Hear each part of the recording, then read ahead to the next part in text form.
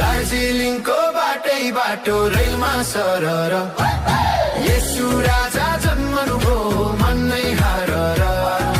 कालिम्पोङको डाँडै डाँडा चरी उड्यो है, बडादिङको रमाइलोमा रमाऊ साथी भाइ।